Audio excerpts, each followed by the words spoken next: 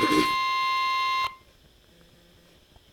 National Weather Service in Upton, New York has issued a special marine warning for Sandy Hook, New Jersey to Fire Island with New York out 20 nautical miles until 7:30 p.m. At 6:46 p.m., National Weather Service Doppler radar indicated a thunderstorm, producing strong winds over 35 knots 4 nautical miles south of entrance to New York Harbor, moving northeast at 30 knots.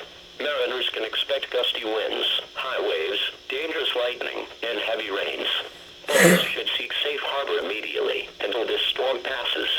Frequent lightning is occurring with this storm. If caught on the open water, stay below deck if possible. Keep away from ungrounded metal objects. Repeating, a special marine warning has been issued until 7:30 p.m. for the following marine location: Sandy Hook, New Jersey to Fire Island Inlet, New York out 20 nautical miles.